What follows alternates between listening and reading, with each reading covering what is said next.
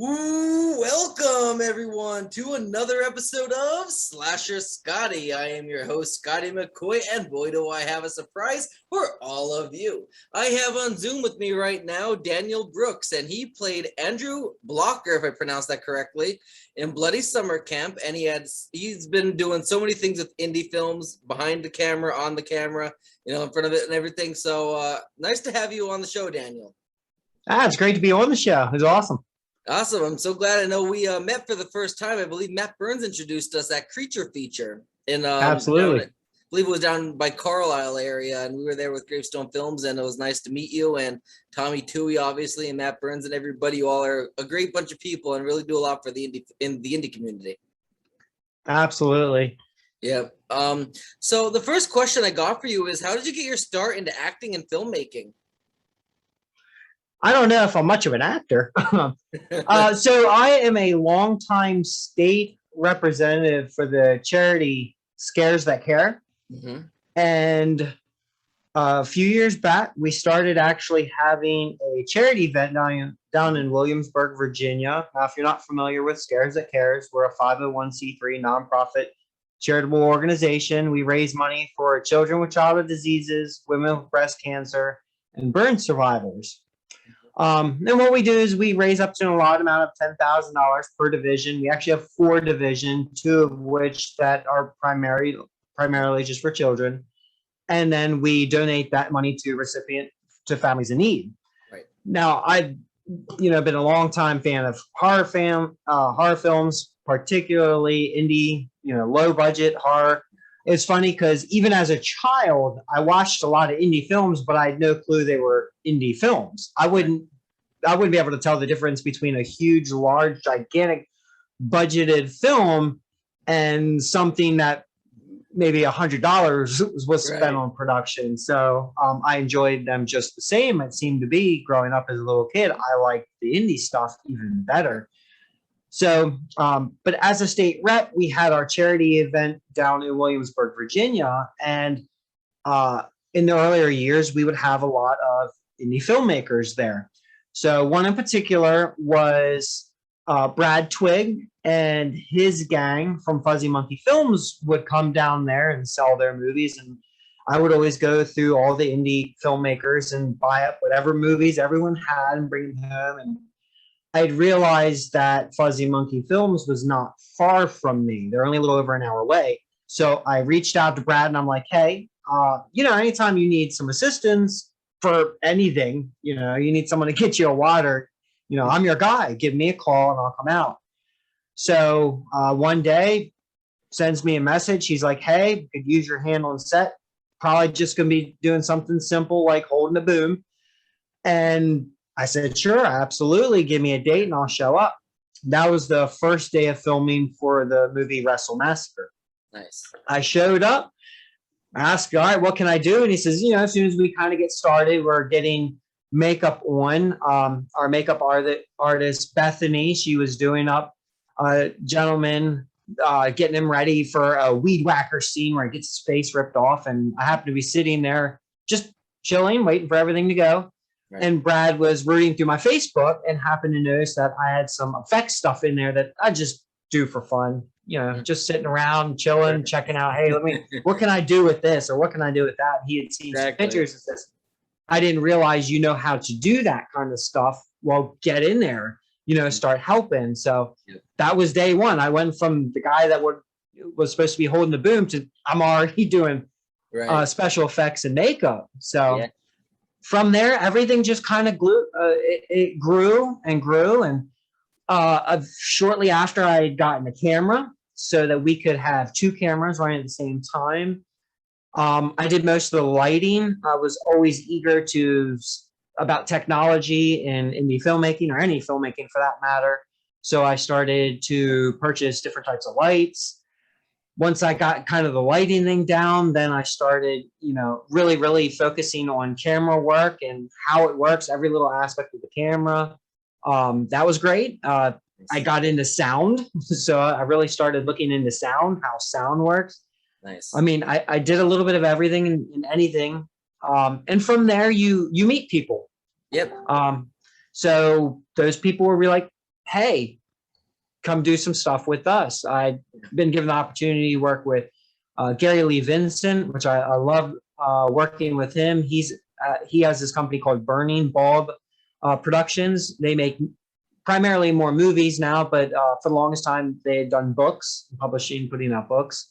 Okay. Of course, Dave Kerr. I absolutely love and adore working for Dave Kerr and Slasher 15 Productions. Everyone on their crew is amazing. Everyone on Fuzzy Monkey, like I could spend hours talking about how amazing all the Fuzzy Monkey people are. Nice. I'd actually done 2 faith-based Christian type films I'd worked on through JC Films, but I mean, everything just keeps kind of growing, even to the point where I like to pay attention. I'm a whore for special features. I don't know if you're the same, but like I'm that guy that watches that special features that everyone thinks no one's going to watch. Like I'm the guy that's actually watching that. So I noticed like gimbal shots, and I wanted to look more into gimbal, and I happened to notice that more people are getting out of things like jibs and cranes, not so much gimbals, but jibs and cranes, and moving more into drone. Yeah. So I'm like, hey, let's see what this drone stuff's all about. So I got myself a drone. I had gotten a Part 107 pilot's license for operating a drone because I could get one, I could fly one, I could film with it. But if anyone's making any money off of that footage, well, then I would be under federal violation. So it's like, I think I better get my license for this. Yeah. So I do drone stuff as well. I had done drone footage for Bloody Summer Camp and also Dave's newer movie that they're currently in production for, which is Go Away. Yep. Horror film. And like I said, I kind of do everything. Yeah, Dave Kerr's a nice guy. I had him on the show. I interviewed so many people from Bloody Summer Camp. Probably the entire cast is looking. Yes, awesome. He's a great guy. Met a lot of good connections just through him alone and through Bloody Summer Camp. Cody Falk, Matthew Sharp, amazing people. I mean, I see you have Shriek Show back there, and that's another Fuzzy Monkey film, and that's the poster back there, and I can't wait for that to come out. I'm really eager to see that. Yeah, me too. It's a long time coming. I had my hands in every little bit of part of the production of that movie, and super excited about Shriek Show. Very, very excited. Awesome. So how did you happen to land the part of Andrew Blocher in the film Bloody Summer Camp? Well, from my understanding, another gentleman was supposed to play Andrew Blocher, and this was right around the time COVID kind of hit. Mm-hmm. So COVID went from being this like, yeah, it's probably something that's going to blow over like a flu to next thing you know, like the whole country shut down. So it just happened to be like that week where it was like straddling we're not sure what's going to happen to, all right, we better shut everything down. And the role had opened up. They needed someone to film in for it. So I like, hey, I'll come down. Not too far. I'm like 3 hours out. So came, worked on set, worked with Kristen Jensen playing opposite him.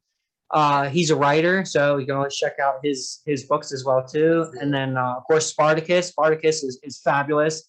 He's amazing to work with. So playing opposite both those guys it was awesome. I loved it. Awesome. That is awesome. So can you tell us a bit about the character of Andrew? Like, what is he about? Who is he? I mean, he's Chris Jensen's little bitch, I guess. So, I mean, just regular average dishwasher, hates his job. Don't get really too big into his character. Not a lot of backstory, something like that. It's a very, very small role. Just the guy that works in the kitchen. Me and Spartacus's character, we just kind of do our thing, clean up, make food for all the little counselors and all the little brats. So, yeah, nice. just hating life in general. And of course, Kristen Jensen's character is not a very nice person. He's that atypical old timer. Nice. Kitchen guy that just, yeah. Nice. So what is your favorite part about making a film? And also, out of all the things you mentioned, lighting, camera work, drones, and all that, which one do you prefer to do the most? And which one do you prefer to do the least? I don't know if there is a least, just because I enjoy every last bit of it. Every day on every set that I've ever worked on, I Yeah. have enjoyed every last minute of it. There is not a single time where I'm thinking I dread this. I look forward to it. I think the only thing I don't like about filming is traveling when the weather's crappy. Yeah, that's a good So, point. I don't mind the travel because most of the traveling I do is west of Catoctin, and it's just a beautiful mountain to drive over. Okay. So, and I don't mind the commute. But yeah, I actually really enjoy being behind the camera. Everything from, setting your speeds and aperture and the lighting, your ISO, getting that shot, choosing what the viewer is going to see. Stop and thinking to yourself, if I'm the person sitting down, it's Friday night, I'm about to enjoy this movie, or at least try to enjoy it, got some popcorn and I'm sitting down, what scene is going to make the difference? You can't just, you obviously could. There's plenty of movies out there that are done that way, but just setting up a camera and pressing record, there's so much more to that. And learning, how your unit works, how your camera works, because things like aperture do make a huge difference. Yeah. Whether or not you want, the person that you're on in focus or the background, what it is as the viewer to enjoy the movie much better. Eventually, I think the only thing I haven't gotten into is sound score and editing. I would love to eventually one day get into that, but I know that's super, super time consuming. And every director I've ever talked to is like, man, this editing is just grueling. So I don't have a lot of free time between filming and my regular 9 to 5, which most of us indie people have. So, but being behind the camera, I very, very much enjoy it. Absolutely. So you mentioned how you grew up and you love watching all these indie films that most people won't watch. So which one do you think is your favorite low budget type of so bad that it's good type of movie? That's the hard question. So a lot of the ones you grew up with would be things like full moon features type movies, and even now I don't even know. That's considered low budget, a lot of the full moon stuff.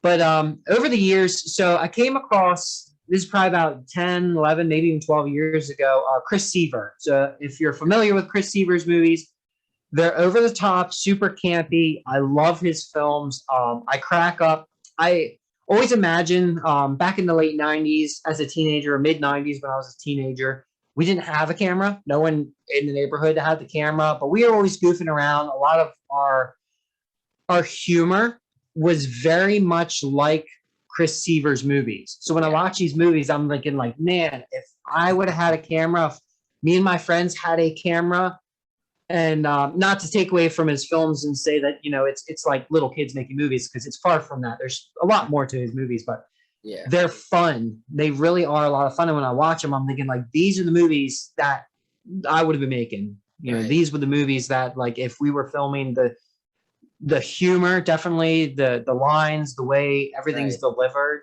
just the goofiness, over the top type stuff. But I very much enjoy Chris Seaver's movies.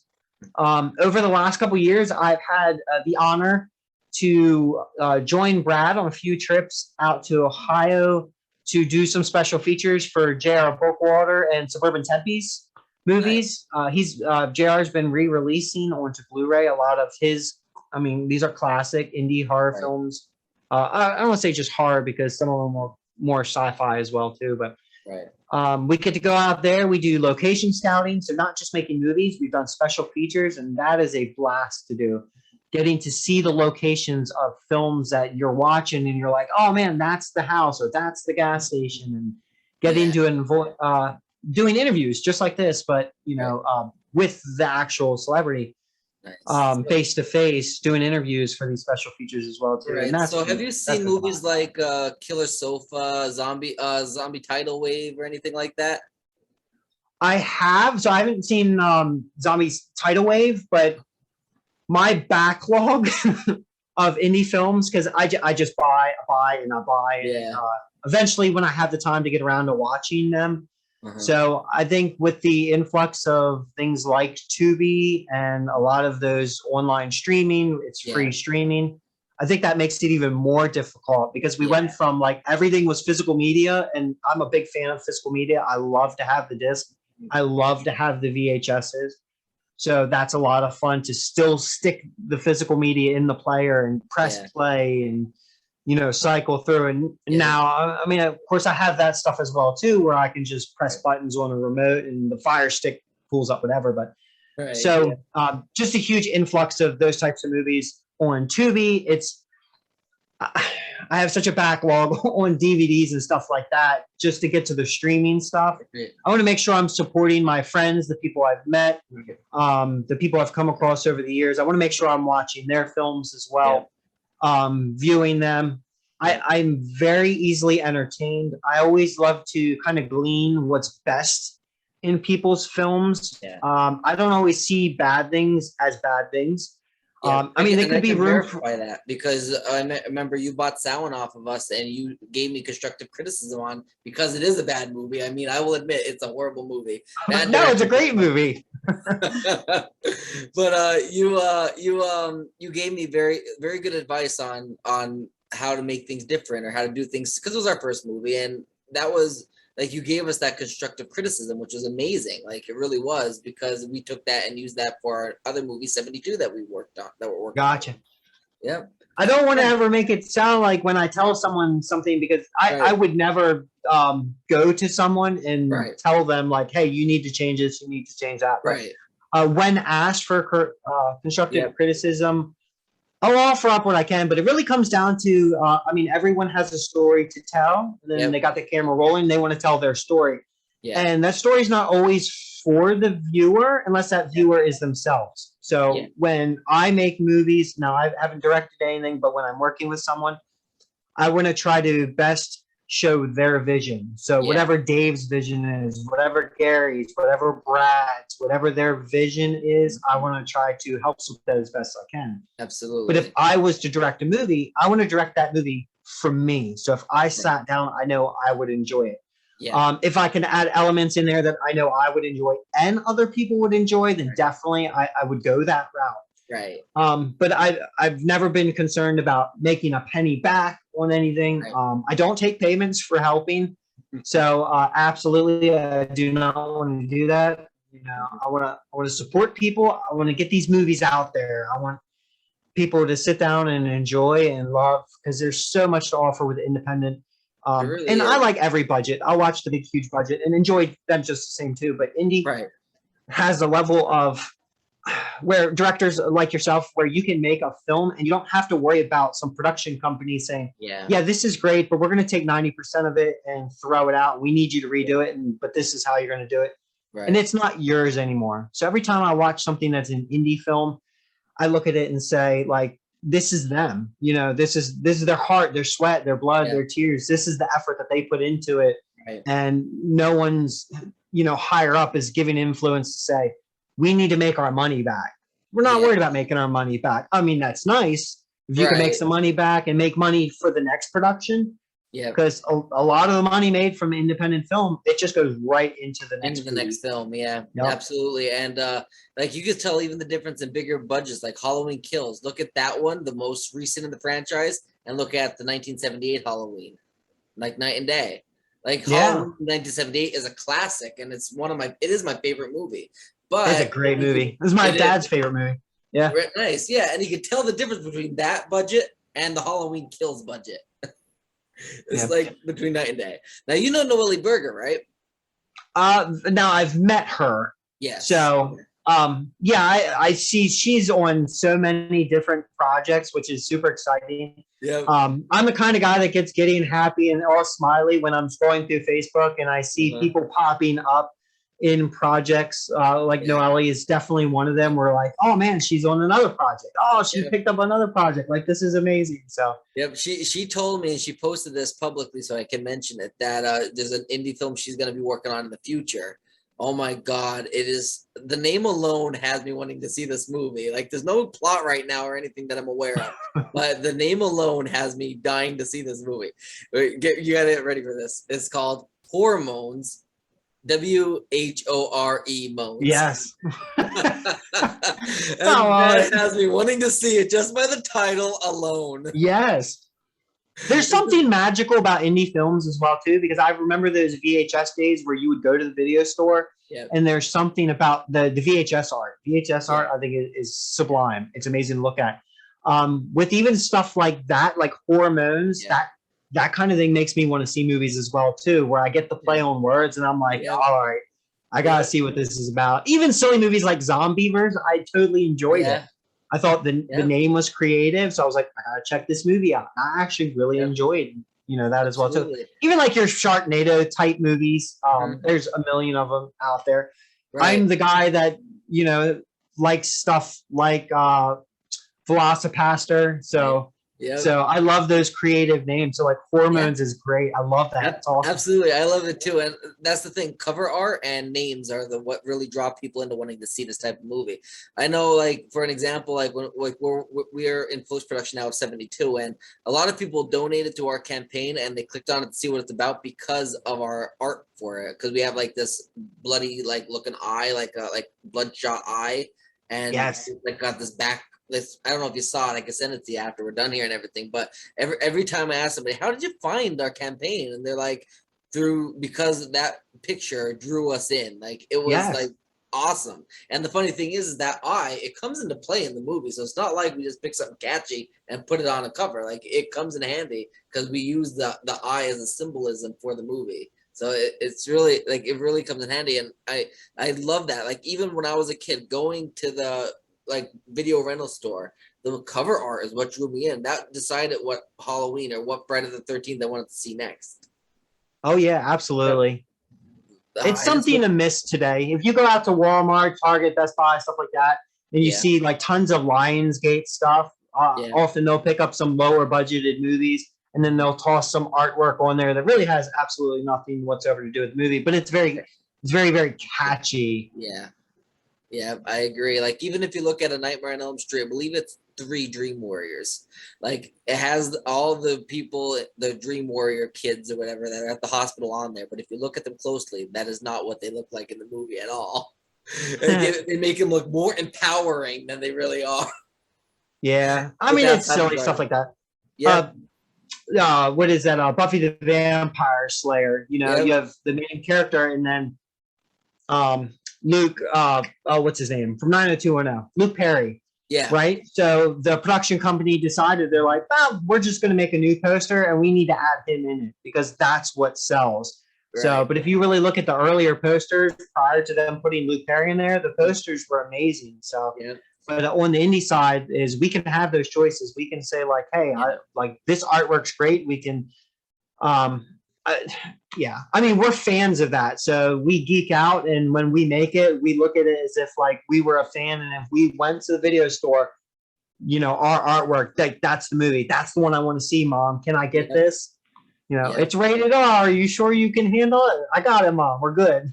Absolutely. And like, even I didn't even notice this for the longest time, but even the Halloween poster, like it's a pumpkin. Yeah. But it has Michael Myers with the knife going down the side and part of the pumpkin. That's just clever play on a jack-o'-lantern. Like I thought it was amazing. I didn't realize that until I got older, but like seeing that, I'm like, that's actually pretty damn cool. Damn cool. I really enjoyed that. So the last question I got for you: do you have any projects that you would like to promote to the listening and viewing audience? I mean, of course, there's always tons of stuff that are coming out or eventually coming out that are something that I've worked on. The biggest one I would love to say is Shriek Show. Pay attention to that Shriek Show. It's a big deal. We've been working on it for a couple of years now. I'm sure it probably would have been done a few years ago. When we originally started working on Shriek Show, we had just made a little bit of promo, clown-based film. The promo looked amazing. Gauging interest in it at first, we had gotten just a little bit of interest, but not something really over the top. But going back to Matt Burns had found this location in Dickerson, Maryland called Markoff's Haunted Forest. And inside of their attraction, they actually have some carnival-themed items. So I'm not going to give away too much because that is things that we use in the film as well. Right. So I think with Matt being able to find that, and of course Chris, which you had an interview with recently. Yep. Chris is phenomenal. I love working with Chris. Yeah, we talk every day now. Yes, yeah, he's amazing to work with. Yeah. He makes when we're shooting, when we're filming, he makes the atmosphere so much nicer. And again, I've never had any issues or problems on set, but just joking around and goofing around and stuff. It's always great to have Chris on set. But with finding that location, we were able to actually get started shooting again, getting a few people involved with it. Then, of course, Brad was able to get Felissa, Tuesday, and Beverly involved, which is awesome. What really differs with Shriek Show as opposed to a lot of the other films that we made is most of them with low budget indie, you kind of have a central cast. You only have a couple people, and that makes the entire film. Shriek Show, it's just a very large cast. Because it's a series of 3 different stories, and then of course the wraparound. So, and each one has different people. So that was very different for me working with so many different people. But yeah, Shriek Show, I mean, it's looking amazing. It's still in post-production right now because, with indie filmmaking, finances is always a thing. But yeah, keep an eye out for that. Hopefully we can have that coming out early next year. So I think one of the things that helped with COVID with that is because it was able to actually make us slow down. Sometimes you push films, especially with us having our regular 9 to 5s. It's hard to get everyone together at one time. With this one, we were actually able to slow it down. And I believe that we got so much of a better product out of it that everyone's going to enjoy it. It's an amazing film. It really is. That's awesome. With Slasher 15, of course, there's Go Away movie. So I was excited to do some more drone work for that as well, too. Plus, the cast is amazing on that. So I'm super excited to see what Dave had in store with making the rest of that film. What else do I got? I don't know. A lot, again, the Suburban Tempe stuff. So those are great independent films. So anyone that's a huge film fan of independent horror, especially from like the 90s era. So even shot on video type stuff. We did the special features for. So if you love special features, that's some good stuff to check out. As Suburban Tempe continues to release their back titled stuff on Blu-ray. So that's awesome. And I like I said, I can't wait for Shriek Show. I'm also looking forward to Go Away. I always thought that premise was really good. Now I'm not going to get it right off the top of my head because I don't have it in front of me, but they have like the 5 intruders, 4 whatever, 3 whatever, 2 exits or whatever, and 1 survivor. You know what I mean? Like when they do that, like because it's that home invasion. I loved when they did that because it stood out compared to the other indie films coming out. It really did. And I mean, definitely check out Go Away. Check out Slasher 15 Productions. Check out Shriek Show. Bloody Summer Camp, I believe, is coming out soon if it isn't already out. So definitely check those out. I thank you so much, Daniel, for joining me. I mean, it's been great talking to you. Great to catch up and everything. I even learned a little bit more about you than I knew before, so that's really always a bonus. Cool. Awesome. Yeah, and I didn't know you did drone work, and that's actually really cool because I always thought I was fascinated by it, but I always thought that was something that looked really hard and intimidating to do. So it's really cool that you know how to do that. Yeah, it was a lot of fun learning it. I'm one of those people where I see something, I'm like, all right, let's just get in there and do it. Yeah, I'll learn along the way, and that was just one of those things. And with COVID happening, I was finding out that like YouTubers that use a lot of drone footage, if your channel's monetized and you use drone footage and you don't have a license, then you can get hit with fines. And since no one was out and about, the FAA was online streaming YouTube, finding videos, sending those people messages saying like, "Hey, you need to get your license." So it's pretty wild. I'm not looking to get some like $10,000 fine, for a 3-second clip. So. That's insane. That's crazy. It is, but it's a lot of fun. Flying a drone's great. Plus the footage, I'm amazed at how much of a difference it really makes. It really does. It really does. I've seen for plenty of like beautiful drone footage, and it's like night and day between that and a regular camera footage. Like it's beautiful seeing the skyline. Just seeing the high air shots and everything. You can get so much really really cool footage from that. Absolutely. Yep. Absolutely. Good stuff. Yep. Well, I thank you again. All right. Thank you, everybody. Have a good rest of your night. All right. Take care. Bye.